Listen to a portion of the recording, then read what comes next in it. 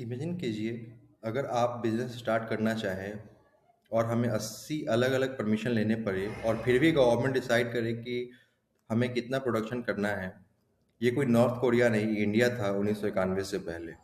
1960 का इंडिया एक young entrepreneur अपना छोटा मैन्युफैक्चरिंग यूनिट स्टार्ट करना चाहता था। उसके पास स्किल था, उसके पास डिमांड थी, उसके पास इन्वेस्टमेंट भी ऑलरेडी था। लेकिन उसको फैक्ट्री खोलने से पहले गवर्नमेंट से 20 लाइसेंस लेने पड़ते थे। लाइसेंस लेने के लिए उसको 20 डिपार्टमेंट के चक्कर लगाने पड़े। महीनों तक वेट, फाइल्स इधर से उधर, ऑफिशियल्स की अप्रूवल। और जब लाइसेंस मिला तो गवर्नमेंट ने बोला तुम सिर्फ 10,000 यूनिट ही बना सकते हो। मार्केट में डिमांड 50,000 की थी, बट वो बिजनेसमैन कभी ग्रो नहीं कर पाया। Welcome to the era of license raj. अब लाइसेंस राज एरा क्या था, सिंपल वर्ड्स में समझे अगर, तो लाइसेंस राज एक इकोनॉमिक सिस्टम था जहां गवर्नमेंट डिसाइड करती थी कौन सा बिजनेस स्टार्ट होगा, डिसाइड करती थी कितना प्रोडक्शन होगा, ये भी डिसाइड करती थी कौन सा कंपनी एक्सपेंड करेगा। और इंपोर्ट और एक्सपोर्ट पे हेवी कंट्रोल होता था।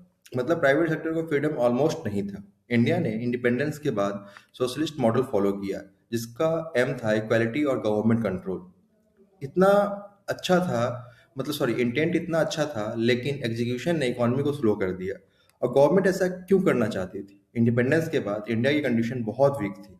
पॉवर्टी हाई थी, इंडस्ट्रीज कम थे, फॉरेन कंपनीज का डोमिनेंस था। गवर्नमेंट को डर था अगर प्राइवेट कंपनीज को फुल फ्रीडम मिल गया तो रिच और रिच हो जाएंगे और पुअर। इसलिए गवर्नमेंट ने प्लानिंग इकोनॉमी अडॉप्ट की। 5 ईयर प्लान है और ग्रेजुअली लाइसेंस राज क्रिएट हो गया। अब लाइसेंस राज का रियल इम्पैक्ट अगर हम देखें तो लाइसेंस राज ने इंडिया की ग्रोथ को स्लो कर दिया। ओके, 1950 से 1980 तक इंडिया के जीडीपी ग्रोथ सिर्फ 3.5% के अराउंड थी। इसको इकोनॉमिस्ट बोलते हैं Hindu rate of growth. Okay, compare कीजिए, जापान, साउथ कोरिया, सिंगापुर 8 से 10% ग्रोथ अचीव कर रहा था। इंडिया स्लो क्यों था? क्यों? बिकॉज इनोवेशन और कंपटीशन सप्रेस हो गया था। अब इसका एग्जांपल अगर हम देखें तो सोचो, अगर गवर्नमेंट डिसाइड करे हम सिर्फ 2 रोटी बना सकते हैं, एक्स्ट्रा रोटी बनाने के लिए परमिशन चाहिए, किचन एक्सपेंड करने के लिए अप्रूवल चाहिए, तो हम कभी एफिशिएंसी पे काम नहीं कर पाएंगे। एग्जैक्टली यही इंडियन इंडस्ट्रीज के साथ हुआ।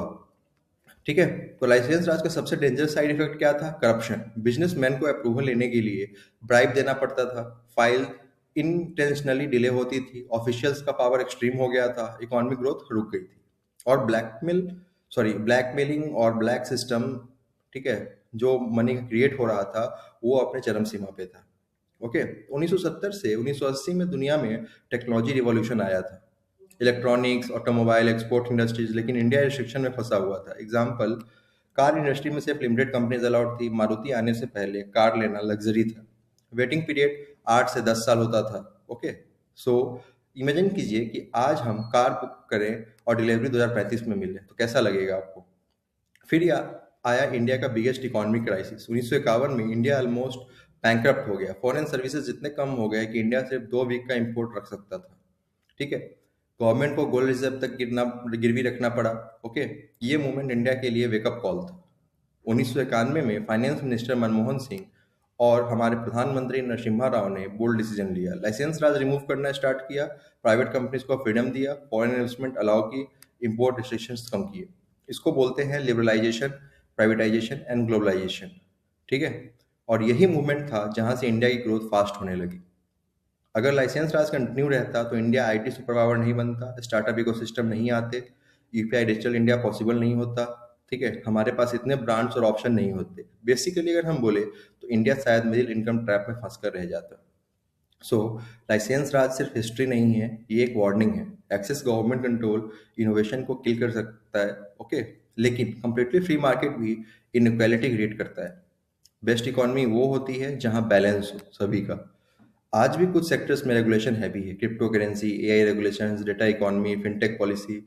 हिस्ट्री रिपीट हो सकती है अगर रेगुलेशन और इनोवेशन का बैलेंस लूज हो जाता है।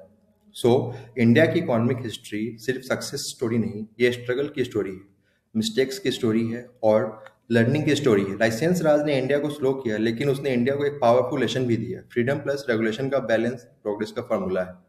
अगर हम 1990 के इंडिया में होते, क्या हम बिजनेस स्टार्ट कर पाते? कमेंट में ज़रूर बताइए। अगर हमें ऐसे फॉरगॉटन इकोनॉमिक्स टॉपिक्स और चाहिए तो हमारे वीडियो को लाइक कीजिए, चैनल को सब्सक्राइब कीजिए और ज़्यादा से ज़्यादा लोगों तक शेयर कीजिए। Thank you so much Phoenix finance में बने रहने के लिए।